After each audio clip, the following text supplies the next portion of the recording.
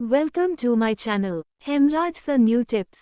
और ऐसे ही वीडियो देखने के लिए हमारे चैनल को सब्सक्राइब कीजिए, लाइक कीजिए और अधिक से अधिक शेयर कीजिए। और इससे पहले के सभी सवाल एवं सभी प्रश्नावलियां आप हमारे चैनल की प्लेलिस्ट में जाकर देख सकते हो। नमस्कार दोस्तों, आज हम पढ़ेंगे प्रश्नावली 8.2 और इससे पहले के सभी सवाल और सभी प्रश्नावलियां हमने अपने चैनल की प्लेलिस्ट में डाल रखी है। आप वहां पर जाकर के इन सवालों को देख सकते हो और इससे पहले की सभी प्रश्नावलियों का अध्ययन कर सकते हो हमारे चैनल की प्लेलिस्ट में जाकर। तो अब हम 8.2 का पहला सवाल हल करेंगे।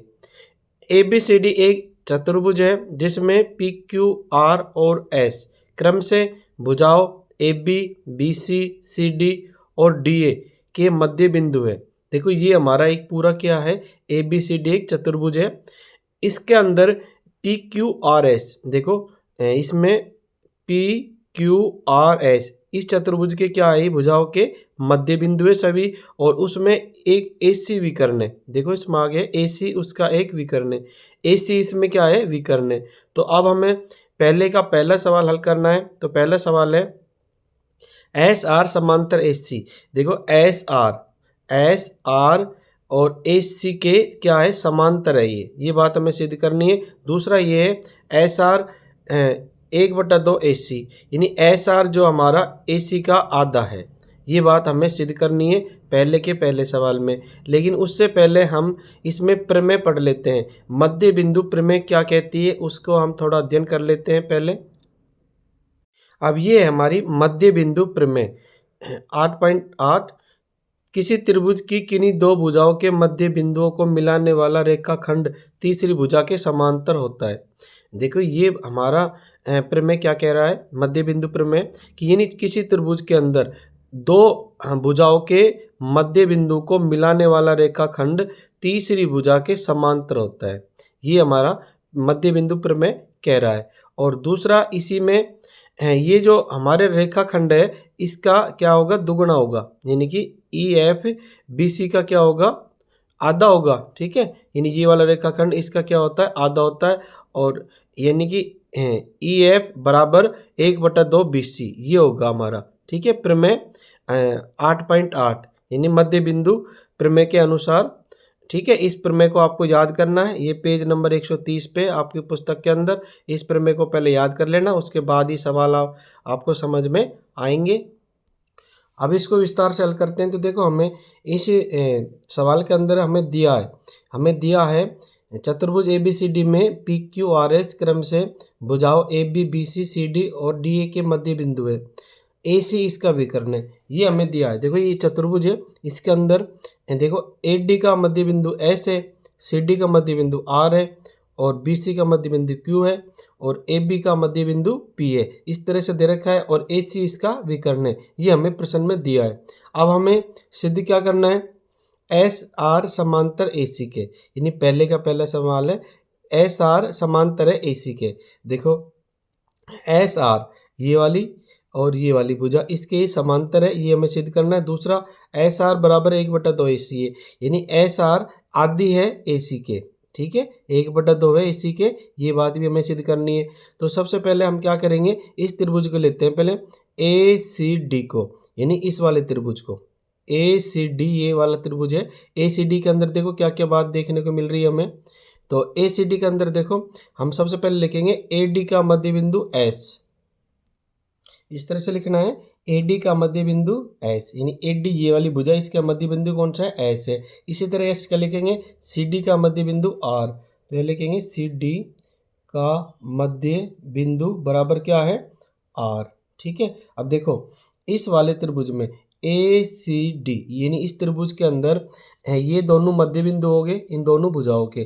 तो आपको पता है हमारी प्रमेय है मध्य बिंदु प्रमेय। मध्य बिंदु प्रमेय क्या कहती है, आपको अभी हमने बताया था सवाल में कि मध्य बिंदु प्रमेय क्या कहती है कि अगर किसी त्रिभुज के अंदर दो भुजाओं के मध्य बिंदु को मिलाने वाला रेखाखंड तीसरी भुजा के समांतर होता है और दूसरा तीसरी भुजा के वो आधा होता है। ठीक है, ये मध्य बिंदु प्रमेय कहती है। तो हम लिख देंगे अब यहाँ पे, देखो SR समांतर है AC के।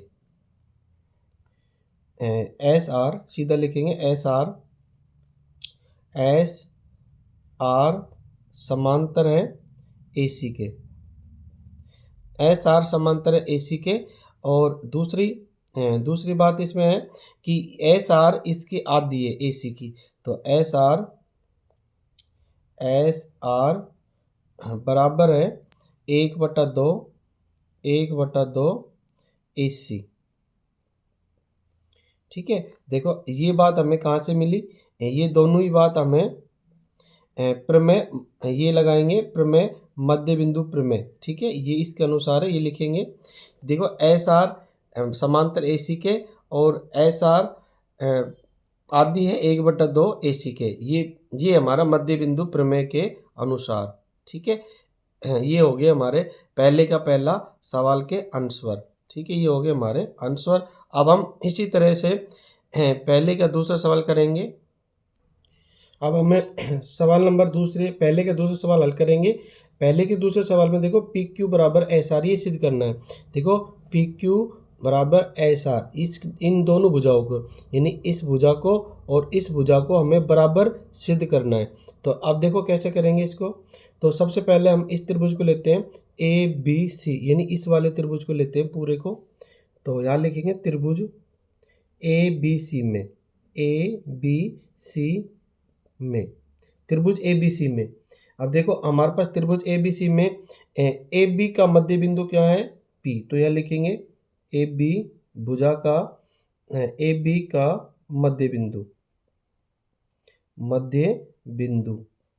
AB का मध्य बिंदु, यहाँ लिखेंगे AB का मध्य बिंदु है P। और इधर BC का मध्य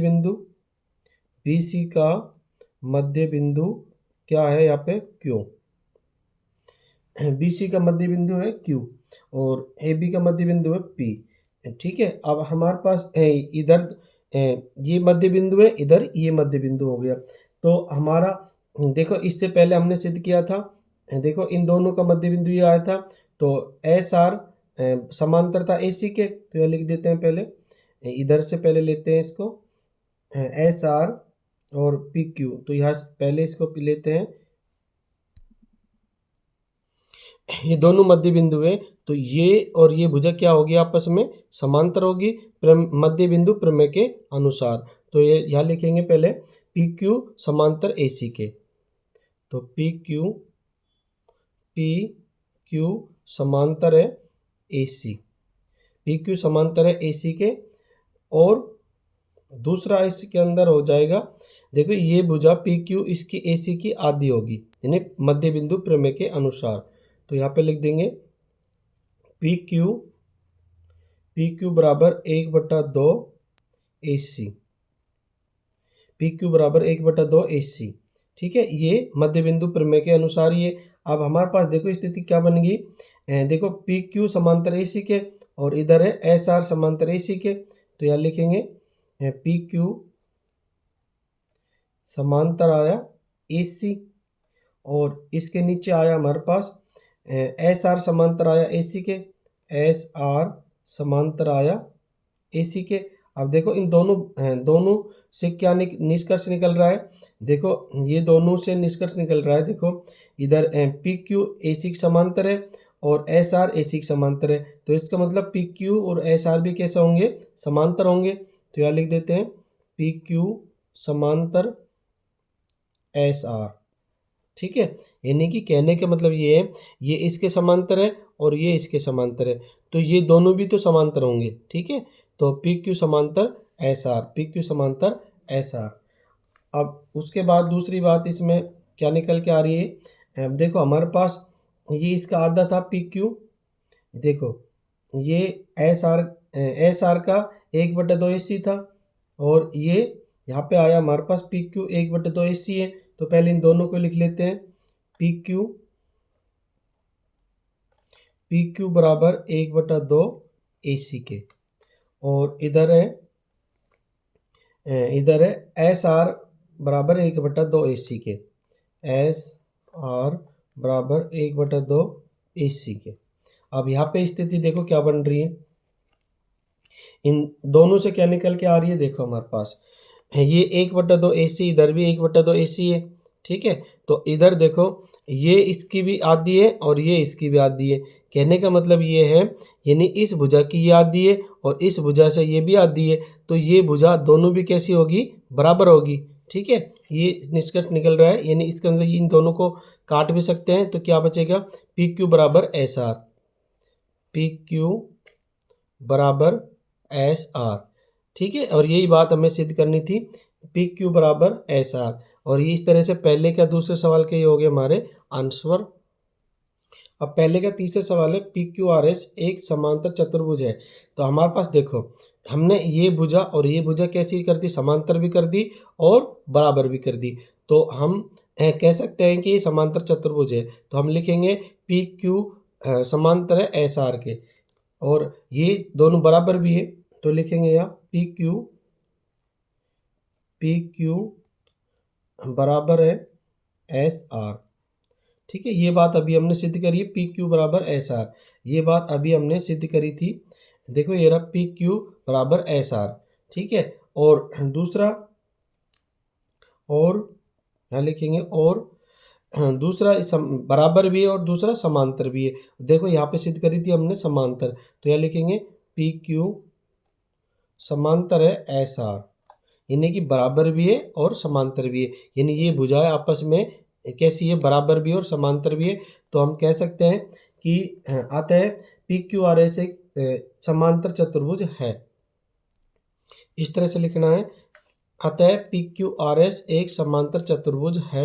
ये हो गया पहले के तीसरे सवाल के आंसर। अब प्रश्न नंबर 2 है हमारे पास, सम दिया है हमारे पास, प्रश्न में दिया है सम चतुर्भुज ए बी सी डी में पी क्यू आर एस क्रम से भुजाओं A B B C C D और डी ए के मध्य बिंदु है। ठीक है, ये हमारा ए बी सी डी एक सम चतुर्भुज है, और सम चतुर्भुज में ये क्या है, पी क्यू आर एस इनके मध्य बिंदु है। आगे ए सी इसका विकर्ण है, ये ए सी इसका विकर्ण है। अब देखो इसमें बात समझने वाली बात है कि ए सी, ये हमें प्रश्न में देखो हमें सिद्ध समझना है, ए सी लंब है बी डी पर। देखो ये पूरा क्या है, एक सम चतुर्भुज है, और सम चतुर्भुज के विकर्ण एक दूसरे पे क्या होते हैं, लंब होते हैं। तो देखो ये हमारा ए सी है, बी डी पे क्या है, लंब है, ये भी हमने लिख दिया है, ए सी लंब है बी डी पर, यानी ए सी ये वाला ये विकर्ण बी डी पर क्या है, लंब है। और लंब है तो आपको पता है ये 90 डिग्री कोण होंगे। ठीक है, यानी बिंदु जो ओ लिया है वो क्या होगा, 90 डिग्री का होगा, ये भी 90 डिग्री का होगा, ये भी 90, ये सभी कोण क्या होंगे, 90 डिग्री के होंगे, क्योंकि ये लंब है, क्योंकि ये समचतुर्भुज है। अब आगे देखो सिद्ध क्या करना है हमें, चतुर्भुज पी क्यू आर एस एक आयत है, और हमारे पास चतुर्भुज ये पी क्यू आर एस यानी छोटे वाला जो चतुर्भुज है वो आयत है, ये बात हमें सिद्ध करनी है। तो आप सबसे पहले तो हम इसमें देखो सिद्ध करना है, तो क्या लिखेंगे, उपपत्ति लिखेंगे, यानी त्रिभुज ए बी सी में, ए बी सी यानी इस वाले त्रिभुज में पहले क्या क्या चीज़ समान है, बराबर है, वो चीज़ें लिखते हैं पहले। तो क्या लिखेंगे, उपपत्ति, उपपत्ति, उपपत्ति बराबर, अब हमारे पास त्रिभुज ए बी सी, पहले त्रिभुज ले रहे हैं ए बी सी में, त्रिभुज ए बी सी में क्या क्या चीज़ देखो देखने को मिल रही है, ए बी सी यानी ये वाला त्रिभुज, क्या क्या चीज़ देखने को मिल रही है इसमें, देखो इसमें पी क्यू और ए सी, इसमें पी क्यू और ए सी यानी ये दोनों क्या है, समांतर है। तो ये लिखेंगे पी क्यू समांतर ए सी के, पी क्यू समांतर है ए सी के, पी क्यू भुजा समांतर है ए सी के। ठीक है, ये भुजा और ये भुजा दोनों समांतर है, और ये हम इस तरह से हम इसको मान लेते हैं समीकरण नंबर 1। ठीक है, और दूसरा देखो ये समांतर भी है, और दूसरा इसमें देखो ये जो पी क्यू है ए सी की क्या होगी, आधी होगी, तो ये भी लिख देते हैं पी क्यू बराबर 1/2 ए सी, यानी पी क्यू आधी है ए सी की, और ये हो गया समीकरण नंबर 2। और ये बात हमें कहाँ से मिली, ये बात मिली हमें मध्य बिंदु प्रमेय, ये हमने अभी पढ़ी थी, मध्य बिंदु प्रमेय से ये बात हमें मिली है। जब किसी त्रिभुज के अंदर दो मध्य बिंदुओं को मिलाने वाली भुजा तीसरी भुजा की आधी होती है और समांतर होती है, ये मध्य बिंदु प्रमेय के अनुसार हमें ये बात मिली। तो अब हमें 2 समीकरण हो गए, तो आगे इसको करेंगे अब इसी प्रकार त्रिभुज लेते हैं डी ए सी, यानी ये वाला त्रिभुज लेते हैं डी ए सी, ये वाला त्रिभुज लेते हैं, इसमें भी यही बात सिद्ध होगी जो कि हमने इसमें की है। तो त्रिभुज डी ए सी में लिखेंगे, त्रिभुज डी ए सी में क्या क्या बातें बराबर है। देखो सबसे पहले इसमें एस आर, एस आर किसके समांतर है, ए सी के। तो यहाँ लिखेंगे एस आर समांतर है ए सी के, और ये हो गया हमारा समीकरण नंबर 3। ठीक है, ये हो गया समीकरण नंबर 3 हमारा। और दूसरा, अब देखो हमारा जो एस आर है वो ए सी का आधा भी होगा, तो यहाँ पे लिखेंगे एस आर बराबर 1/2 ए सी। ये हो गया हमारा समीकरण नंबर 4। और ये बातें हमें कहाँ से मिली, ये बातें हमें इसी से मिली है मध्य बिंदु प्रमेय से। ठीक है, यहाँ पे लिखना भी आपको दोनों सवालों में लिखना है, ये बातें कहाँ से मिली, मध्य बिंदु प्रमेय से हमें ये बातें मिली है। अब देखो हमारे पास समीकरण बन गए 4। तो अब हमारे पास देखो समीकरण 1 और 3 से, यानी समीकरण 1 और 3 से क्या बात निकल के आ रही है। देखो पी क्यू समांतर ए सी और एस आर समांतर ए सी। ठीक है, इसका मतलब पी क्यू और एस आर भी कैसे होंगी, भुजा बराबर होगी, यानी समांतर होगी। यानी कहने का मतलब ये हमारा समीकरण नंबर 1 में है ये वाली भुजा और ये वाली भुजा दोनों समांतर है, और समीकरण नंबर 3 में एस आर समांतर ए सी। तो देखो एस आर समांतर ए सी, यानी ये भुजा और ये भुजा भी समांतर है, तो ये भुजा और ये भुजा भी क्या होगी, समांतर होगी। तो यह लिख देंगे समीकरण 1 व 3 से, यह लिखना बहुत जरूरी है, समीकरण 1 व 3 से। समीकरण 1 व 3 से हमें क्या निकल के आ रहा है, ये देखो ये दोनों समांतर है, यानी समीकरण 1 और 3 ये दोनों समांतर है, तो हमारे पी क्यू और एस आर भी कैसी होगी, समांतर होगी। तो यह लिख देते हैं पी क्यू समांतर एस आर, और ये हो गया हमारा समीकरण नंबर 5। इसी तरह से अब देखो समीकरण हमारा 1 और 3 से, अब 2 और 4 से क्या निकल के आ रहा है, तो 2 और 4 से देखो पी क्यू बराबर 1/2 ए सी, और 4 में एस आर बटा 1/2 ए सी, ये दोनों समान है। तो हमारे कहने का मतलब ये पी क्यू और एस आर भी कैसे होंगे, बराबर होंगे। ठीक है, तो यहाँ लिखेंगे समीकरण 2 व 4 से, समीकरण 2 व 4 से क्या क्या बातें सिद्ध हो रही है। तो यहाँ लिख देते हैं पी क्यू और एस आर बराबर है, पी क्यू बराबर एस आर, ये हो गया समीकरण नंबर 6। ठीक है, ये हमारे हो गए समीकरण नंबर 6। अब हमारे पास देखो समीकरण 5 और 6 से क्या सिद्ध हो रहा है।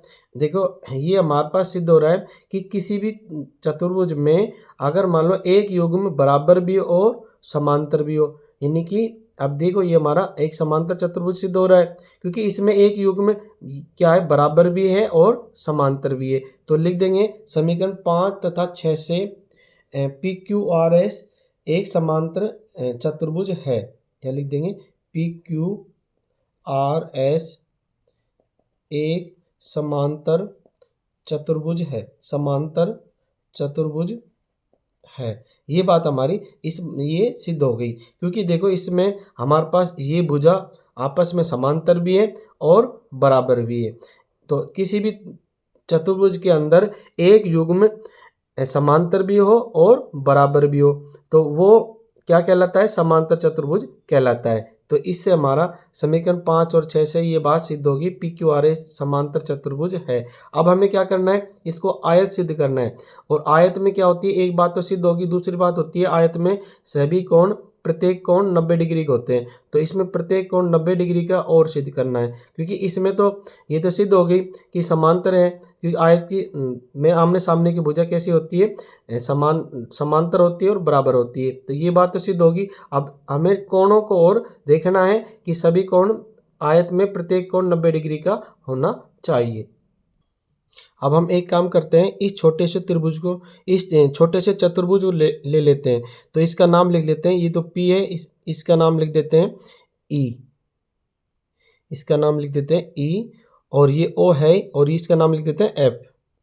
ठीक है, अब ये छोटा सा चतुर्भुज है इसको हम सिद्ध करते हैं। पहले देखो इसके अंदर पहले लिखेंगे चतुर्भुज, चतुर्भुज पी ई ओ एफ, ठीक है। ये वाला त्रिभुज चतुर्भुज की बात कर रहे हैं हम, पी ई ओ एफ यानी इस वाले चतुर्भुज की बात कर रहे हैं। तो चतुर्भुज पी ई ओ एफ में, चतुर्भुज पी ई ओ एफ में क्या क्या बात है देखो, पी ई समांतर है एफ ओ के, यानी कि पी ई यानी ये भुजा समांतर है एफ ओ के।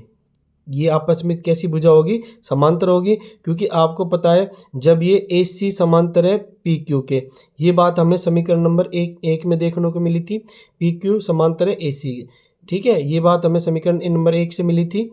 तो ये इनके जो पूरी भुजा समांतर है तो इनके जो टुकड़े होंगे वो भी कैसे होंगे, समांतर होंगे। तो यहाँ लिख देते हैं पी ई समांतर एफ ओ, पी ई समांतर एफ ओ, पी ई समांतर है एफ ओ के, और ये कारण हो जाएगा समीकरण 1 से। ये बात हमें कहाँ से मिली, समीकरण नंबर 1 से, समीकरण नंबर 1 से मिली है हमें। और अब हमारे पास देखो दूसरा, इसी प्रकार यहाँ पे सीधा लिख देंगे, इसी प्रकार देखो पी एफ समांतर ई ओ के, यानी पी एफ यानी ये वाली भुजा और ये वाली भुजा भी क्या होगी, दोनों समांतर होगी। तो यहाँ पे लिख देंगे पी एफ समांतर है ओ ई के, तो पी एफ समांतर है ई ओ, पी एफ समांतर है ई ओ, यानी ये भुजा और ये भुजा भी कैसी होगी, समांतर होगी, ठीक है। अब उसके बाद देखो, तो अब हमारा ये जो चतुर्भुज है ये क्या बन गया, एक समांतर चतुर्भुज बन गया, ठीक है। क्योंकि किसी भी चतुर्भुज के अंदर जब आमने सामने के युग्म, भुजाओं के युग्म कैसे हो, समांतर हो, तो वो क्या कहलाता है, समांतर चतुर्भुज कहलाता है। तो यहाँ लिखेंगे अतः पी ई ओ एफ एक समांतर चतुर्भुज है, समांतर चतुर्भुज है, ठीक है। अब हमारे पास देखो इनमें कोण, देखो यहाँ पे हमारे पास कोण, यहाँ लिखेंगे, यहाँ कोण ये कितने डिग्री का, 90 डिग्री का। ये हमने आपको बता ही दिया था पहले, ये दिया हुआ है, ठीक है, 90। कोण ओ कितने डिग्री का है, 90 डिग्री का है। और इसके जो सामने का जो कोण होगा वो भी कितने डिग्री का होगा, 90 डिग्री का, ठीक है। तो यहाँ लिखेंगे कोण ओ बराबर कोण पी के, और कोण ओ कितना है, 90 डिग्री का, ठीक है। और कारण हो जाएगा क्योंकि सम्मुख कोण यानी कि समांतर चतुर्भुज में सम्मुख कोण कैसे होते हैं, बराबर होते हैं। तो यह लिखेंगे सम्मुख कोण, सम्मुख कोण कैसे होते हैं, बराबर होते हैं समांतर चतुर्भुज में। तो कोण हमारा पी कितना हो गया, 90, कोण ओ तो 90 दे ही रखा है। तो अब हम इसी तरह से लिखेंगे कोण पी हमारा 90 डिग्री का है। देखो कोण पी हमारा कितने डिग्री का आ गया, 90 डिग्री का। तो कोण पी 90 डिग्री का है, तो ये भी कितने का हो जाएगा, कोण आर भी कितने का हो जाएगा, 90 डिग्री का हो जाएगा। कारण क्या हो जाएगा, सम्मुख कोण, ठीक है। तो कोण आर बराबर हो जाएगा कोण आर, और अब देखो यहाँ पे देखो ये 90 डिग्री का है, तो ये जो कोण होगा, ठीक है, ये आसन कोण है, और आसन कोणों का योग होता है 180 डिग्री। तो ये 90 का है, तो ये कितने का हो जाएगा, ये भी 90 डिग्री का हो जाएगा, ठीक है। ये 90 डिग्री का हो जाएगा क्योंकि आसन कोण है इसलिए। और ये इसके सम्मुख कोण ये है, तो ये कितने डिग्री का हो जाएगा, 90 डिग्री का। तो अब देखो पी के सम्मुख कोण है आर, तो ये पी 90 है, तो ये भी 90 का हो गया। और ये कैसे है, आसन कोण है, तो ये भी कितने डिग्री का हो जाएगा, 90 डिग्री का। और इसके सम्मुख ये, तो ये वाला कितने का हो जाएगा, ये भी हमारा 90 डिग्री का ही हो जाएगा, ठीक है। 90 डिग्री लिख देते हैं क्योंकि आपस में कैसे हैं, सम्मुख कोण है। तो यहाँ लिख देंगे कोण पी बराबर 90 डिग्री है, और कोण आर भी कितना हो जाएगा, 90 डिग्री का। तो हम यहाँ पे कह सकते हैं कि हमारा जो ये चतुर्भुज है पी क्यू आर एस क्या है, एक आयत है, क्योंकि इसमें सभी कोण कितने कितने डिग्री के हैं, 90 डिग्री के हैं। तो यहाँ लिख देंगे क्योंकि कोण सारे बराबर है, कोण अब लिख देते हैं कोण पी बराबर कोण क्यू, कोण और आर बराबर कोण एस। ठीक है, सारे कोण बराबर है और कितने कितने डिग्री के हैं, 90 डिग्री के हैं। ठीक है, और आयत में प्रत्येक कोण 90 डिग्री का होता है और आमने सामने की भुजा कैसी होती है, समांतर होती है। तो लिख देंगे यहाँ पे हम अतः यहाँ पे लिखेंगे अतः चतुर्भुज पी क्यू आर एस, अतः चतुर्भुज पी क्यू आर एस एक आयत है। अतः चतुर्भुज पी क्यू आर एस एक आयत है। ये हो जाएगा हमारा आंसर सवाल नंबर दूसरे के। और आपको वीडियो बार बार देखोगे तो सवाल ठीक से समझ में आ जाएगा, क्योंकि इसको सवाल बड़े हैं तो इनको बार बार देखो और समझो सवालों को। अब प्रश्न नंबर 3 है, हमारे पास देखो दिया है चतुर्भुज ए बी सी डी एक आयत है, यानी कि हमने इससे पहले सवाल में सिद्ध किया था ये चतुर्भुज क्या है, ये आयत है ये। ठीक है, और सिद्ध करना है चतुर्भुज पी क्यू आर एस एक समचतुर्भुज है। देखो पी क्यू आर एस यानी छोटा वाला चतुर्भुज है ये, पी क्यू आर एस एक समचतुर्भुज है, ये बात हमें सिद्ध करनी है। और समचतुर्भुज के अंदर क्या होता है कि सारी भुजाएं कैसी होती है, बराबर होती है, इसलिए वो क्या कहलाता है, समचतुर्भुज कहलाता है। ठीक है, तो अब हम पी क्यू आर एस एक समचतुर्भुज है ये बात सिद्ध करते हैं। तो इसके लिए पहले हम क्या करेंगे, रचना करेंगे। रचना क्या करेंगे, विकर्ण है, ए सी विकर्ण को खींचा और बी डी विकर्ण को खींचा, जो कि हमने पहले ही खींच दिया है। ठीक है, चित्र में। तो यहाँ रचना हम लिखेंगे विकर्ण ए सी और बी डी को खींचा। तो यहाँ पे लिखते हैं विकर्ण ए सी व बी डी को खींचा।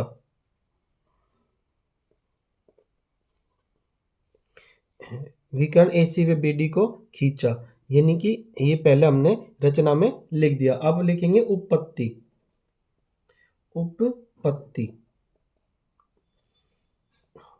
हो जाएगी। सबसे पहले हम त्रिभुज लेंगे ए बी सी। ठीक है, पहले त्रिभुज लेंगे, त्रिभुज ए बी सी। तो ये लिखेंगे त्रिभुज ए बी सी में, त्रिभुज ए बी सी में। अब देखो त्रिभुज ए बी सी में, यानी इस वाले त्रिभुज की बात हो रही है। तो देखो इसमें पी क्यू और ए सी क्या है, समांतर है। तो यह लिखेंगे त्रिभुज ए बी सी में। तो यहाँ से लिखना स्टार्ट कर देते हैं, पी क्यू समांतर है ए सी के। और दूसरी इसमें बात है पी क्यू समांतर है ए सी के, और दूसरी बात है पी क्यू बराबर है 1/2 ए सी, यानी पी क्यू आधी है ए सी की। ठीक है, यानी पी क्यू आधी है 1/2 ए सी, यानी पी क्यू आधी है ए सी की। तो पी क्यू बराबर 1/2 ए सी। और ये हो गया हमारा समीकरण नंबर 1। और ये बात हमें कहाँ से मिली, ये बात हमें यहाँ से मिली मध्य बिंदु प्रमेय से। ठीक है, ये बात हमें यहाँ पे लिखनी है, मध्य बिंदु प्रमेय से, ये बात हमें यहाँ से मिली है। इसी तरह से अब त्रिभुज लेंगे हम दूसरा। तो त्रिभुज लेंगे ए सी डी, यानी ये वाला त्रिभुज। तो यह लिखेंगे त्रिभुज ए सी डी, त्रिभुज ए सी डी में। अब ए सी डी में भी बात वही आएगी हमारी। देखो इसमें ए सी डी में एस आर और ए सी क्या है, समांतर है। तो यह लिखेंगे एस आर समांतर है ए सी के, एस आर समांतर है ए सी के। और दूसरा एस आर जो हमारा है, एस आर बराबर होगा 1/2 ए सी। ठीक है, और ये हो गया समीकरण नंबर 2। और ये बात कहाँ से मिली हमने, मध्य बिंदु प्रमेय से। ठीक है, ये दोनों बात मध्य बिंदु प्रमेय से मिली है हमें। तो अब देखो इन दोनों समीकरण 1 व समीकरण 2 से हमें क्या क्या बात निकल के आ रही है। तो यह लिखेंगे समीकरण 1 व 2 से, समीकरण 1 व 2 से देखो अब समीकरण 1 व 2 से क्या निकल कर आ रहा है, पी क्यू ए सी के समांतर है और एस आर भी ए सी के समांतर है, तो पी क्यू और एस आर भी क्या होंगे, समांतर होंगे। तो यह लिखेंगे पी क्यू समांतर एस आर, पी क्यू समांतर एस आर। और दूसरी बात हमें निकल के आ रही है इसमें, देखो पी क्यू ए सी की आधी है और एस आर भी ए सी की आधी है, तो ये बात निकल के आ रही है। तो यहाँ पे लिख देंगे पी क्यू समांतर एस आर, और यहाँ पे दोनों ये आधी ए सी की, तो पी क्यू बराबर एस आर, तो ये लिखेंगे पी क्यू बराबर एस आर। ठीक है, अब यहाँ पे ये देखो भुजा पी क्यू समांतर भी है आर एस के और बराबर भी है, तो ये हो गया हमारा समीकरण नंबर 3। अब देखो समीकरण नंबर 3 से हमें क्या सिद्ध हो रहा है, तो ये लिखेंगे समीकरण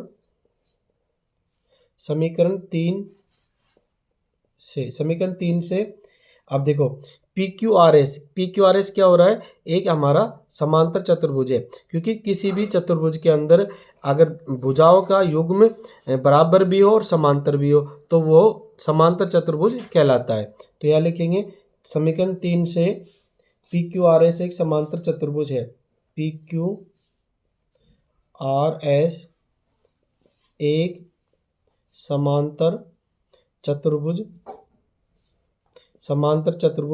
है। ये बात हमारी इससे सिद्ध हो गई समीकरण नंबर 3 से।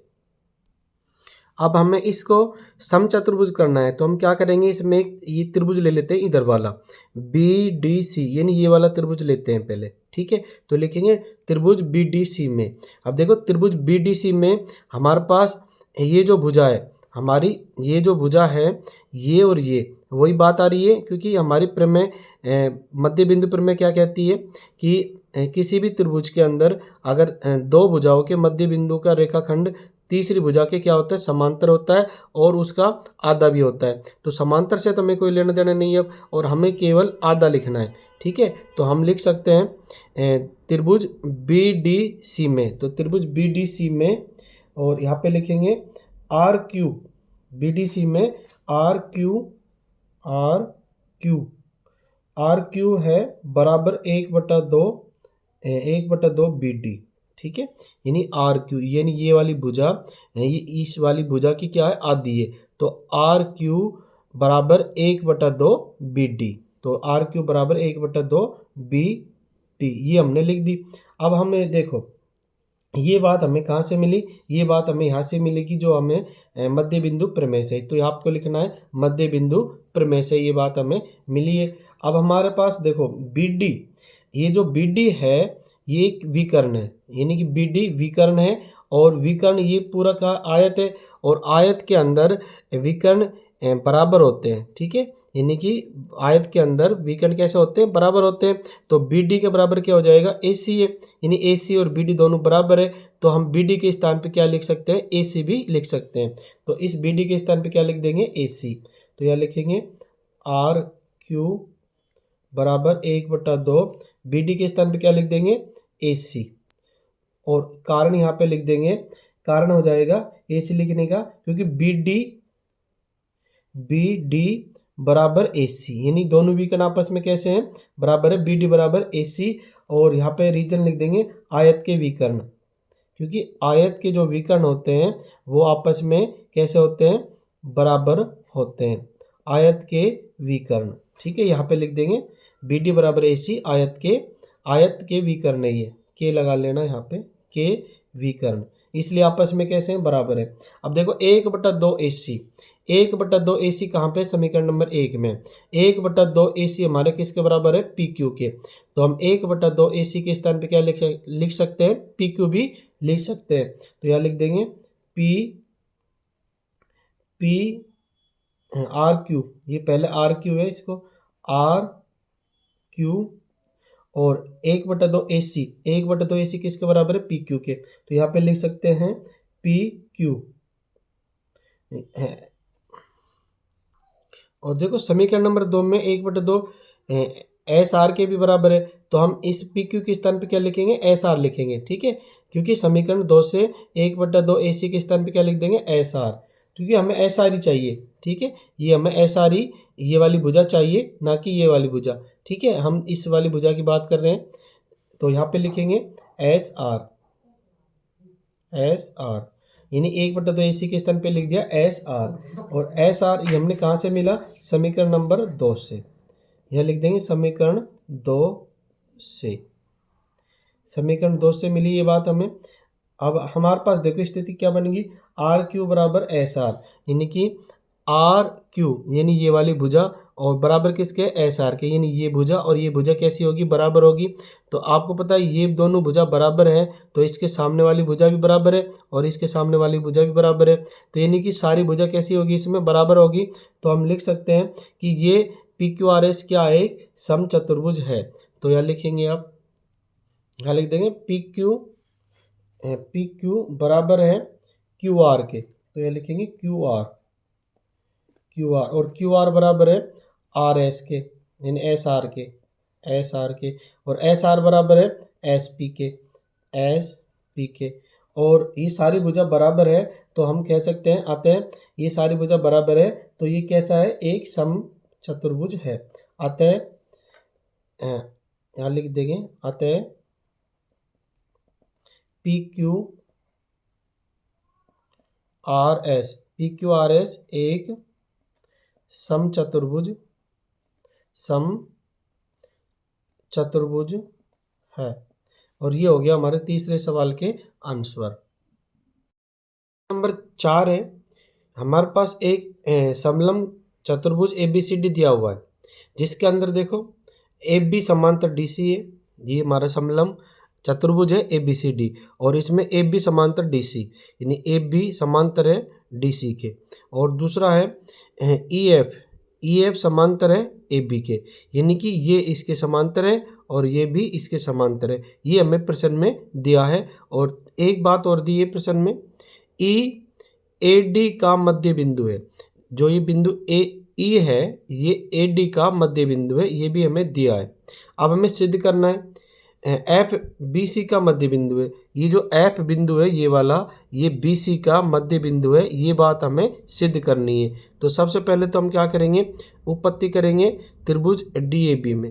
देखो हम इनको क्या बना लेंगे, त्रिभुज बना लेंगे DAB, इसकी बात कर रहे हैं। तो देखो आपको हम बता दें, इसमें एक प्रमेय लगेगी, मध्य बिंदु प्रमेय का विलोम। और मध्य बिंदु प्रमेय क्या होती है, देखो आपको हम बता देते हैं चित्र के माध्यम से। मान लो ये एक क्या है, त्रिभुज है, ये त्रिभुज है, और ये त्रिभुज के अंदर एक ये रेखा है, और ये इसका ये मान लो A हो गया, और ये हो गया B, और ये हो गया C, और ये हो गया E, और ये हो गया F। ठीक है, हम आपको बता रहे हैं मध्य बिंदु प्रमेय क्या होती है, यानी मध्य बिंदु प्रमेय का विलोम क्या होता है। तो इसके अनुसार सवाल करेंगे, तो पहले इसको समझ लेते हैं, इस प्रमेय को ही। तो देखो इसमें हमारे पास किसी भी त्रिभुज के अंदर दो बातें दी हुई हो। देखो एक तो ये मध्य बिंदु दिया हुआ हो, और ये दोनों रेखा क्या हो, समांतर हो। तो हम ये जो बिंदु होगा F, ये भी क्या होगा, AC का मध्य बिंदु होगा। ये मध्य बिंदु प्रमेय का विलोम कहता है। ठीक है, कहने का मतलब ये है, अगर मान लो हमें एक रेखा के अंदर ये मध्य बिंदु दे रखा है, और ये जो रेखा है इसके समांतर दे रखी है, तो ये F जो बिंदु है ये भी AC का क्या होगा, मध्य बिंदु होगा, मध्य बिंदु प्रमेय का विलोम के अनुसार। ठीक है, तो अब हम इस सवाल को हल करेंगे। तो इसमें हम क्या करेंगे, ये त्रिभुज लेंगे DAB, यानी ये वाला त्रिभुज ले रहे हैं। ठीक है, तो इसके अंदर देखो क्या क्या इसमें समानता है, वो हम पहले लिखते हैं। तो हमारे पास समानता है यहाँ पे, इसमें ये जो रेखा है, ठीक है, ये वाली रेखा हमारी समांतर है। सबसे पहले तो हम यहाँ लिखेंगे E जो है AD का मध्य बिंदु है, तो यहाँ लिखेंगे E AD का मध्य बिंदु है, मध्य बिंदु है। ठीक है, यानी E AD का मध्य बिंदु है। ठीक है, और दूसरा ये देखो, दूसरी ये जो रेखा है हमारी, ये हमारी रेखा है EG, यानी ये वाली रेखा किसके समांतर है, AB के। ठीक है, ये रेखा यानी कि ये जो रेखा है ये ए बी के हमारे क्या है, समांतर है। तो ये भी लिख देते हैं। तो यहाँ लिखेंगे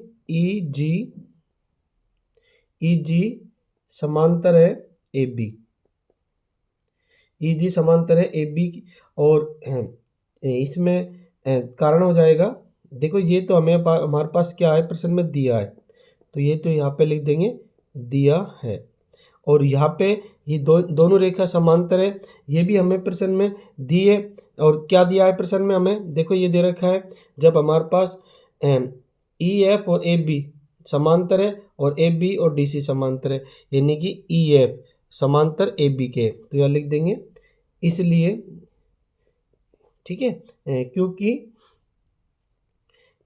कारण हो जाएगा ई जी समांतर ए बी, क्यों है तो यहाँ पे लिख देंगे क्योंकि, ये क्योंकि हो गया ई एफ समांतर है ए बी के, ठीक है, इसलिए ये दोनों भी समांतर होगी। कहने का मतलब है ई एफ ये पूरी रेखा और ये ए बी आपस में कैसी समांतर है, तो इसका ये टुकड़ा ये भी क्या होगा, समांतर होगा। ये हमने लिख दिया है इसके रूप में। अब हम करेंगे इसको, अब हमारे पास देखो ये जो बिंदु है, ठीक है जी, तो ये भी क्या होगा, बी डी का मध्य बिंदु होगा, किसके अनुसार, मध्य बिंदु प्रमेय के अनुसार।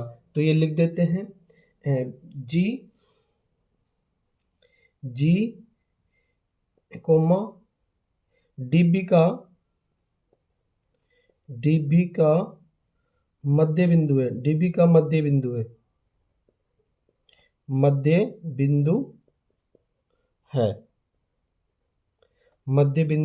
है, यानी जी डी बी का मध्य बिंदु है। और इसमें जो कारण लगेगा वो कारण हमारा ये आ जाएगा, ठीक है, ये हमारा कारण हो जाएगा जी डी बी का मध्य बिंदु है। क्यों है, क्योंकि मध्य बिंदु प्रमेय का विलोम है ये, ठीक है, ये जो है जी इस दोनों का मध्य बिंदु क्यों है, क्योंकि मध्य बिंदु प्रमेय हमने अभी आपको बताया था, यानी ये इसका मध्य बिंदु है और ये दोनों समांतर है, तो ये भी क्या होगा, जी भी क्या होगा, डी बी का मध्य बिंदु कहलाएगा। तो ये इसके अनुसार ये मध्य बिंदु है। अब देखो दूसरा त्रिभुज लेते हैं, त्रिभुज बी सी डी, त्रिभुज बी सी डी यानी ये वाला त्रिभुज लेते हैं, ठीक है, अभी ये लिया था, अब इस त्रिभुज को लेंगे। तो यहाँ लिखेंगे त्रिभुज, त्रिभुज का नाम लिख देते हैं बी सी डी में, त्रिभुज बी सी डी में। अब देखो त्रिभुज बी सी डी में क्या क्या बात समान है, समांतर है, बराबर है, ये चीज़ें लिखेंगे। तो हमारे पास यहाँ पे सबसे पहले तो देखो जी भुजा बी डी का मध्य बिंदु है, देखो जी जो भुजा है बी डी का क्या है, मध्य बिंदु है, तो यह लिखेंगे जी डी बी का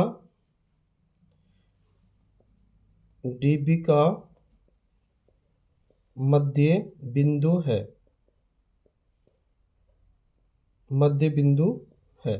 जी डी बी का मध्य बिंदु है, ठीक है। और ये हमें कहाँ से मिला, ये अभी हमने सिद्ध किया है, ठीक है, तो अभी हम यहाँ पे लिख देंगे सिद्ध किया है, जी डी बी का मध्य बिंदु है, ये बात अभी हमने सिद्ध किया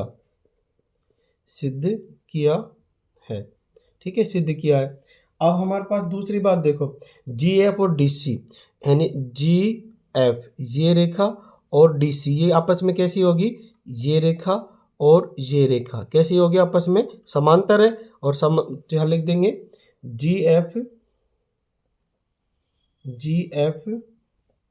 समांतर है डी सी के, जी एफ समांतर डी सी, जी एफ समांतर डी सी, ठीक है। और अब हमारे पास देखो ये दो रेखा समांतर है, ये इसका मध्य बिंदु है, तो ये भी क्या होगा, एफ भी क्या होगा, बी सी का मध्य बिंदु कहलाएगा। और प्रमेय इसके अनुसार, तो यहाँ लिख देते हैं हम, यहाँ पे लिखेंगे, तो यहाँ लिख देंगे एफ बी सी का मध्य बिंदु है, तो यहाँ लिखेंगे एफ बी सी का मध्य बिंदु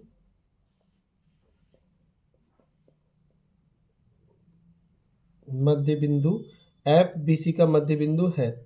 और इसमें जो कारण हो जाएगा मध्य बिंदु प्रमेय, ये यहाँ पे आ जाएगा, ठीक है, एफ बी सी का मध्य बिंदु है, कारण मध्य बिंदु प्रमेय का विलोम, ये हो जाएंगे हमारे चौथे सवाल का आंसर यानी इति सिद्धम, ये सवाल हो गया सिद्ध, क्योंकि हमने ये बिंदु इसका मध्य बिंदु सिद्ध करना था, ये हमने सिद्ध कर दिया है और इस प्रमेय के अनुसार। प्रश्न 5 दिया है हमें, हमारे पास क्या क्या दे रखा है, ये एक हमारा समांतर चतुर्भुज ABCD है, इसमें E और F AB और CD के मध्य बिंदु है, यानी कि इसमें जो E और F है यानी ये बिंदु और ये बिंदु दोनों AB और CD के मध्य बिंदु है, और साथ में विकर्ण BD, और साथ में विकर्ण क्या है BD हमारे पास दे रखा है, ये रेड लाइन है, ये हमारा विकर्ण है BD। अब हमें सिद्ध क्या करना है, BQ बराबर QP बराबर PD, यानी BQ यानी कि BQ यानी ये वाली भुजा, और उसके बाद QP यानी ये वाली भुजा, उसके बाद PD यानी ये वाली भुजा, ये तीनों भुजा आपस में बराबर है, ये बात हमें प्रूव करनी है, सिद्ध करना है। तो सबसे पहले तो हम क्या करेंगे, उपपत्ति में लिखेंगे ABCD एक समांतर चतुर्भुज है, ये बात कहाँ से पता लगा, हमें प्रश्न में दिया है ये, ठीक है। तो ABCD एक समांतर चतुर्भुज है, लिख दिया। अब हमारे पास देखो ABCD समांतर चतुर्भुज है, तो इसकी जो भुजा होगी यानी सम्मुख भुजाएं कैसी होगी, बराबर भी होगी और समांतर भी होगी। तो इसकी जो सम्मुख भुजा है AB और CD कैसी है, ये समांतर होगी, तो यहाँ लिखेंगे AB बराबर AB समांतर होगी किसके, DC, यानी कि ये भुजा और ये भुजा कैसी होगी, आपस में समांतर होगी और समांतर होगी, और साथ में क्या होगी, बराबर होगी, AB बराबर DC, यानी समांतर भी होगी और बराबर भी होगी। कारण हो जाएगा इसमें, समांतर चतुर्भुज की सम्मुख भुजाएं कैसी होती है, समांतर भी होती है और बराबर भी होती है, ये इसका कारण हो जाएगा। यहाँ पे लिख देना, समांतर चतुर्भुज की सम्मुख भुजाएं कैसी होती है, बराबर भी होती है और समांतर भी होती है।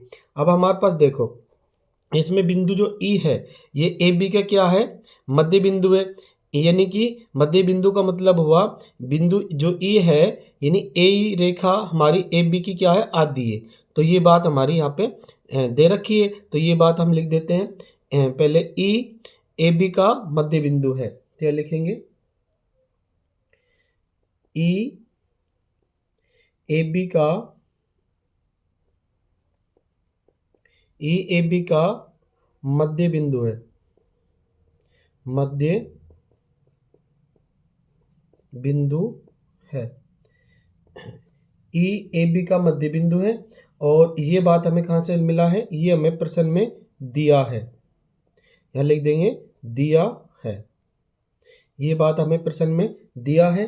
अब देखो मध्य बिंदु है, तो आप जानते हो ये AE यानी AB की क्या होगी, आधी होगी, तो यह लिखेंगे AE बराबर 1/2 AB, यानी AB की आधी है, ये AE AB की आधी है, ठीक है, 1/2 AB, और इस तरह से हो गया हमारा समीकरण नंबर 1, ठीक है, यहाँ समीकरण नंबर 1 डाल देंगे। इसी तरह से देखो ये बिंदु F है, और F किसका है, DC का मध्य बिंदु है, तो यह लिखेंगे F DC का DC का मध्य बिंदु है, मध्य बिंदु है, ठीक है। और ये बात देखो F DC का मध्य बिंदु है, तो मध्य बिंदु होगा, तो ये हमारी जो भुजा है FD DC की क्या होगी, आधी होगी, तो ये बात लिख देते हैं, यानी कि हमारी जो भुजा है इस वाले को लेंगे, ठीक है, ये दोनों आधी आधी, तो इस वाली भुजा को लेंगे, यानी कि CF बराबर 1/2 CD, यानी हमारी ये वाली भुजा इस CD की क्या है, आधी है, तो CF बराबर 1/2 CD। अब आप देखो CD, हमारी CD किसके बराबर है, AB के बराबर है, ठीक है। देखो ये रही हमारी CD जो है DC, ठीक है, CD किसके बराबर है, AB के बराबर है, तो CD के स्थान पे क्या लिख सकते हैं हम, AB भी लिख सकते हैं, तो यह लिखेंगे CF बराबर 1/2, CD के स्थान पे क्या लिख देंगे, AB, और ये हो गया हमारा समीकरण नंबर 2। और कारण हो जाएगा इसमें, हमने ऐसा क्यों लिखा, इसमें कारण लिख देंगे, कारण हो जाएगा हमारा, क्योंकि सी डी बराबर है ए बी के। ठीक है, सी डी देखो ये रही हमारी सी डी किसके बराबर है, ए बी के बराबर है, इसलिए हमने सी डी के स्थान पे ए बी लिख दिया है। अब हम लिखेंगे समीकरण 1 व समीकरण 2 से। समीकरण 1 व 2 से, समीकरण 1 व 2 से देखो क्या क्या बात निकल के आ रही है। 1 व 2 से हमारे पास है ए ई और सी एफ। देखो ए ई यानी ये वाली भुजा, और सी एफ यानी ये वाली भुजा, यानी ये वाली भुजा और ये वाली भुजा। ए ई और सी एफ क्या है, आपस में समांतर है, तो यह लिखेंगे ए ई समांतर है सी एफ। ए ई समांतर है सी एफ के।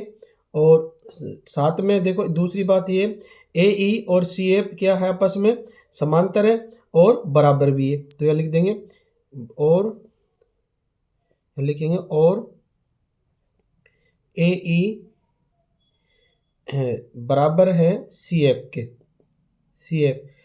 ठीक है, और कारण हो जाएगा क्योंकि ए बी और डी सी के आपस में कैसी समांतर है, ए बी और डी सी आपस में कैसी है, समांतर है, डी सी, यानी कि ए बी और डी सी समांतर है, तो ये भुजा और ये भुजा भी आपस में क्या होगी, समांतर भी होगी और बराबर भी होगी।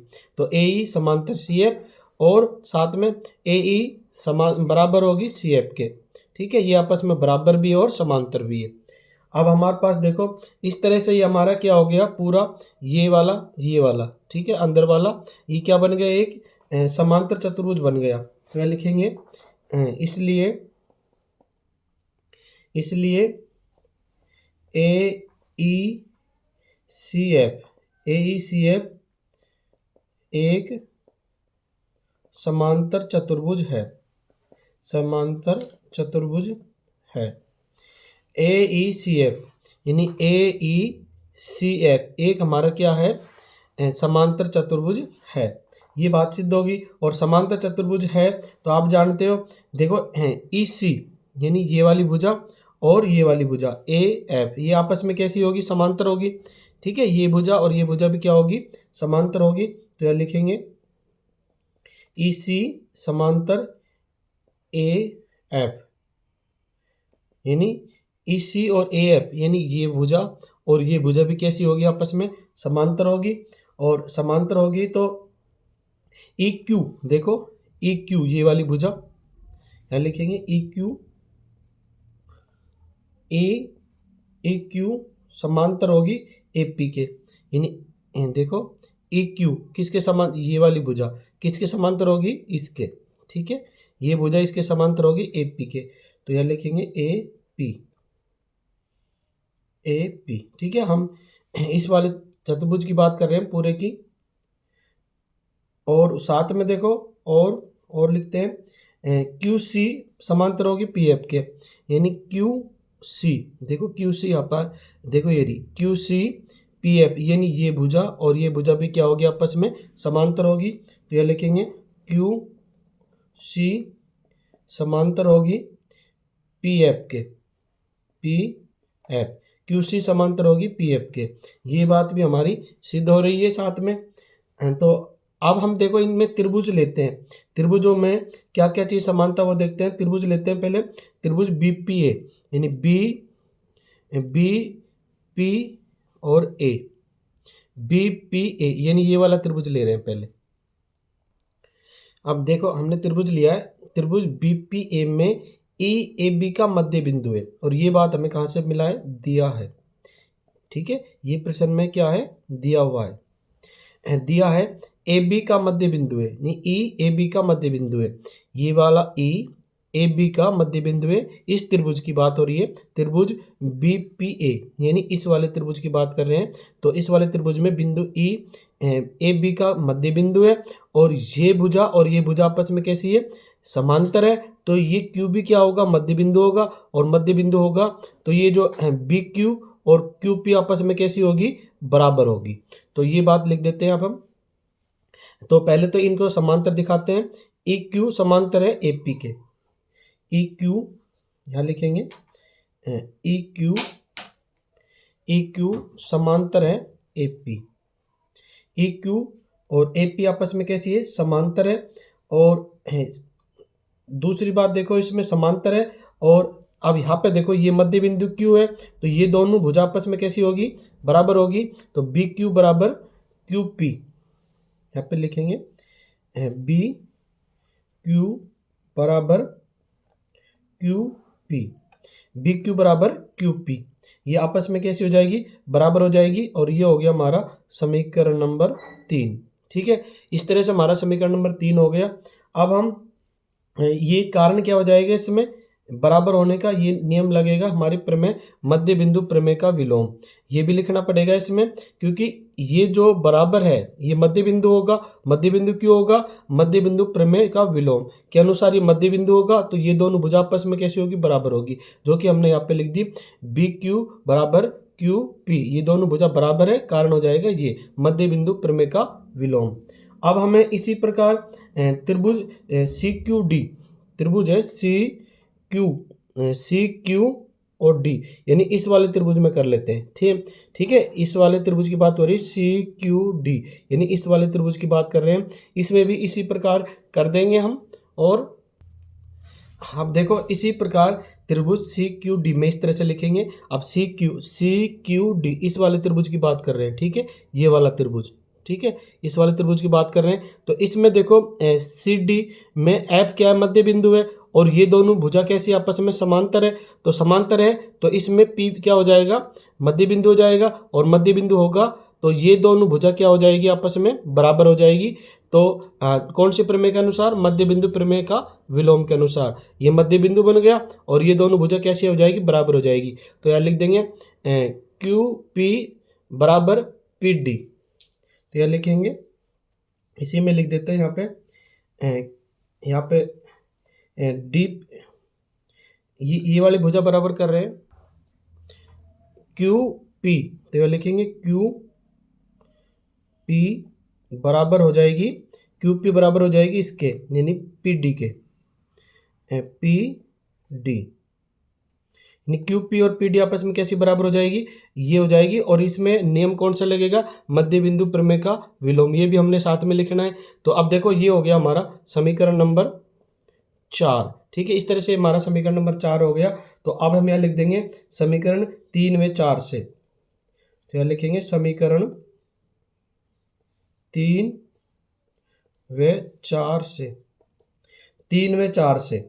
अब क्या क्या चीज़ बराबर हो रही है, देखो इसमें बी क्यू बराबर क्यू पी क्या आया था, तो यह लिखेंगे बी क्यू बराबर क्यू पी बराबर, और इसमें देखो और क्या बराबर की हमने, क्यू पी किसके बराबर है, पी डी के, तो यह लिखेंगे पी डी, और क्यू पी किसके बराबर है, पी डी के। यानी कि समीकरण 3 और 4 से देखो बी क्यू क्यू पी के बराबर है, तो बी क्यू बराबर क्यू पी, और साथ में क्यू पी किसके, समीकरण 4 में है क्यू पी किसके बराबर है, पी डी के, तो क्यू पी बराबर पी डी। और यही हमें क्या करना था, सिद्ध करना था। तो ये हो गया 5वें सवाल का इति सिद्धम।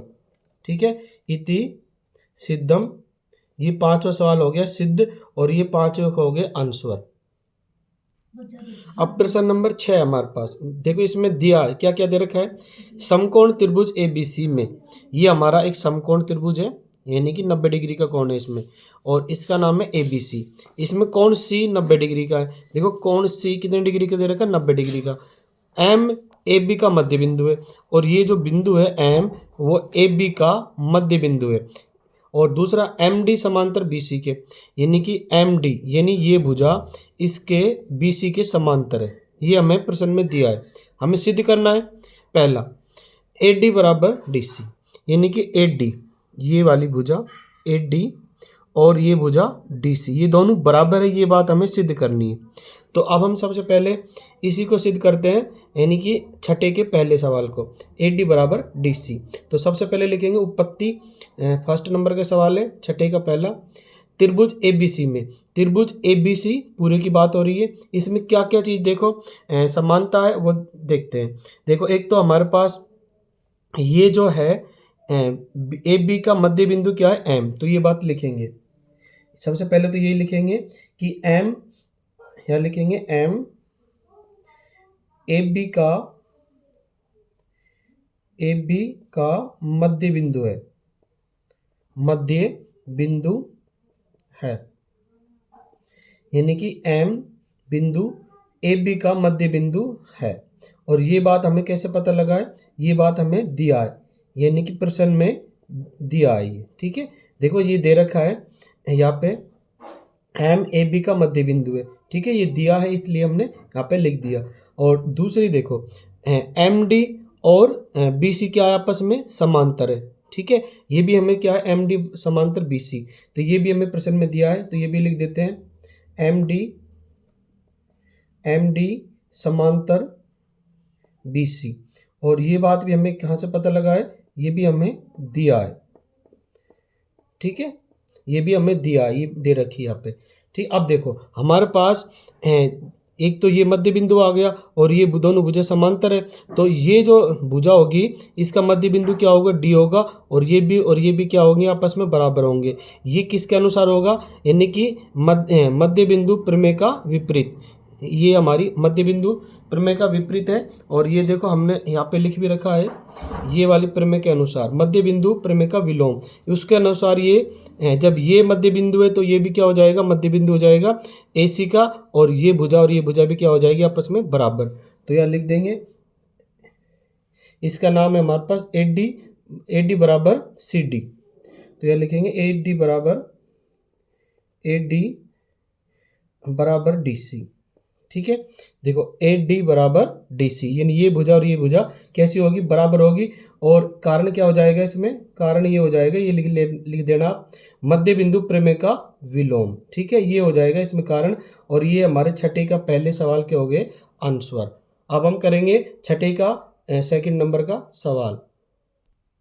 दूसरे के अंदर हमें देखो MD लंब है AC पर, यानी कि जो हमारा MD है, ठीक है, ये वाली रेखा AC पर क्या है, लंब है। और लंब जब सिद्ध होगा, यानी ये कोण और ये कोण दोनों हो जाएंगे 90 डिग्री के, तो ये हमारा लंब सिद्ध हो जाएगा। लंब का मतलब होता है जब 90 डिग्री की दोनों साइड में कोण बने तो वो होता है लंब। तो ये भी 90 का और ये भी 90 का हो, ठीक है, ये बात अब हमने सिद्ध करनी, इसको भी और इसको भी 90 डिग्री का लाना है। तो अब हम सबसे पहले तो ये देखो हमारे पास पहले से हमने सिद्ध करी थी, ये हमारे पास ये भुजा और ये भुजा क्या है, बराबर है, ये बात हमने अभी सिद्ध की थी। देखो ये रही, अभी इससे पहले हमने बताया था ये भुजा और ये भुजा कैसी है, दोनों समांतर है। तो ये बात लिख देते हैं यहाँ पे, MD समांतर है DC के, MD समांतर है DC की, ये भुजा अभी हम सिद्ध की थी, देखो ये रही है ना, इसको हमने अभी सिद्ध किया था, ये दोनों भुजा समांतर है MD समांतर BC के। और ये बात हमें कहाँ से मिली, ये बात हमें प्रश्न में दे रखी है, देखो MD समांतर BC के, तो यहाँ पे लिख देंगे, ये दिया है ना, प्रश्न में दिया है। और उसके बाद में अब देखो कौन हमारा ADM, यानी ADM यानी ये वाला कौन, और ACB यानी ये वाला कौन, ये वाला कोण और ये वाला कोण आपस में कैसे कोण है, संगत कोण है। और संगत कोण आपस में कैसे होते हैं, बराबर होते हैं। तो ये दोनों कोण यानी ADM ये वाला कोण और ACB यानी ये वाला कोण, ये दोनों कोण आपस में कैसे होंगे, बराबर होंगे। तो यह लिखेंगे कोण ADM बराबर में कोण ACB, ठीक है। कोण ADM और ACB आपस में कैसे कोण है, दोनों बराबर कोण है, और बराबर होने का कारण हो जाएगा संगत कोण है, ठीक है। ये दोनों कोण कैसे हैं, आपस में संगत है, और संगत कोण हमेशा कैसे होते हैं, बराबर होते हैं, ठीक है। अब हमारे पास देखो ये ACB यानी ये वाला कोण दे रखा है, ठीक है, ये कोण दे रखा है, C कोण दे रखा है हमारे पास 90 डिग्री, तो ये तो दिया हुआ है, तो इसको लिख देते हैं। और इसको हमारे पास ये दे नहीं रखा, तो इसको नाम लिख देंगे ADM बराबर, और ACB हमारे पास दे रखा है पुस्तक में प्रश्न में 90 डिग्री, तो यहाँ लिख देंगे 90 डिग्री। अब हमारे पास देखो ये ACB कोण 90 डिग्री का है, तो ये भी कोण कितने का हो जाएगा, 90 डिग्री का हो जाएगा। कारण क्योंकि ये और ये आपस में कैसे हैं, बराबर है, तो यहाँ पे लिख देंगे क्योंकि कोण ACB कितने डिग्री का है, 90 डिग्री का है, जो कि हमें पुस्तक में दिया है, यानी हमें पुस्तक में ये दिया है, ये बात हमें दी है। इसलिए ए सी बी हमारे पास 90 है, तो ए डी एम भी कितना हो जाएगा, 90 डिग्री का, क्योंकि ए सी बी कौन कितने डिग्री का दे रखा है, 90 का, ठीक है, और ये प्रश्न में दे रखा है। तो हमारे पास ए डी एम कौन आ गया। अब देखो ए डी एम और सी डी एम, देखो ए डी एम ये और सी डी एम यानी ये वाला कोण और ये वाला कोण, इन दोनों कोणों का योग कितना होता है, 180 डिग्री, कारण हो जाएगा रेखिक युग्म। ये दोनों कोण कैसे हैं, रेखिक युग्म है, और रेखिक युग्म दोनों का कितना योग होता है, 180 डिग्री। तो हम लिखेंगे इन दोनों का कोण योग बराबर 180 डिग्री। तो ये लिखेंगे कोण ए डी एम प्लस में कोण सी डी एम बराबर 180 डिग्री, और कारण हो जाएगा यहाँ पे रेखिक कोण युग्म, रेखिक कोण युग्म, ठीक है, रेखिक कोण युग्म हो गया, इसलिए दोनों का योग होगा 180 डिग्री। एडीएम प्लस सीडीएम दोनों का योग 180 होता है। अब हमारे पास देखो कोण एडीएम कितना दे रखा है, 90 डिग्री, तो कोण एडीएम के स्थान पे क्या लिख देंगे, 90, और प्लस में कोण सीडीएम हमें कोण निकालना है, तो कोण सीडीएम बराबर 180 डिग्री, और 90 इधर जाएगा तो माइनस में जाएगा, कोण सीडीएम बराबर 180, 90 इधर आएगा माइनस में हो जाएगा, तो कोण सीडीएम बराबर 180 में से 90 गया तो कितने बचेंगे, 90, यानी 90 डिग्री। तो सीडीएम हमारे पास कितना आ गया, सीडीएम हमारे पास आ गया 90 डिग्री, यानी कि सीडीएम ये वाला कोण भी कितने डिग्री का आ गया, 90 का, और ये वाला कितना है हमारा 90। अब ये दोनों 90 डिग्री के हैं, तो ये हम कह सकते हैं ये क्या है, एम डी ए सी पर क्या है कि लंब है, ठीक है। तो यहाँ लिख देंगे इसी प्रकार कोण एडीएम बराबर है किसके, देखो कोण एडीएम किसके बराबर है, सीडीएम के, तो ये लिखेंगे कोण सीडीएम बराबर है, और सीडीएम कितना डिग्री का है हमारा, 90 डिग्री का, यानी कि एडीएम और सीडीएम कितने डिग्री के हैं, 90 डिग्री के हैं दोनों। तो हम कह सकते हैं, तो इसलिए ये बात सिद्ध हो गई, यहाँ पे ही लिख देते हैं, तो ये बात सिद्ध हो गई हमारी, यानी एम डी हमारा लंब है, यानी कि ये जो रेखा हमारी लंब है किस पर, ए सी पर, एम डी लंब है किस पर है, ए सी पर, ठीक है। ये हो गया हमारा आंसर सवाल नंबर 6 का सेकंड सवाल का आंसर, एम डी लंब है ए सी पर, इति सिद्धम। अब 6 सवाल का तीसरा है हमारे पास, सी एम बराबर एम ए के और एम ए बराबर 1/2 ए बी के, ये बात हमें सिद्ध करनी है इसको, ठीक है। तो अब इसको यहाँ पे कर लेते हैं हम, और हमारे पास देखो सबसे पहले हम इन दोनों त्रिभुजों को क्या करेंगे, सर्वांग करेंगे, यानी त्रिभुज ए एम डी इन इसको, और त्रिभुज सी एम डी यानी इसको दोनों त्रिभुजों को क्या करेंगे, सर्वांग सम। तो सर्वांग सम करने के लिए पहले क्या करेंगे, दोनों त्रिभुजों के नाम, त्रिभुज ए एम डी और सी एम डी में क्या क्या समानता है, देखो हमारे पास ए डी और सी डी, यानी कि ए डी और सी डी ये दोनों भुजा क्या है बराबर है, और ये हमें कहाँ से ली, समीकरण नंबर 1 से, यानी ए डी बराबर सी डी, ये हमें कहाँ से मिली, समीकरण नंबर 1 से, जो हमें अभी सिद्ध किए। तो यह लिखेंगे ए डी बराबर सी डी, और ये बात हमें मिली है, कहाँ से मिली ये बात हमने, क्योंकि हमने अभी सिद्ध किया है ना इसको, तो यह लिख देंगे समीकरण 1 से, समीकरण नंबर 1 से बात ही हमें मिली है। और दूसरी देखो, दूसरी कोण एडीएम और सीडीएम दोनों कोण ये 90 डिग्री के हैं, और ये बात भी हमें कहाँ से मिली, समीकरण नंबर 2 से। देखो कोण एडीएम और सीडीएम क्या है, दोनों 90 डिग्री के, तो हमें कहाँ से मिली, समीकरण नंबर 2 से। तो ये भी लिखेंगे कोण एडीएम बराबर कोण सीडीएम, और ये बात हमें कहाँ से मिली, समीकरण 2 से,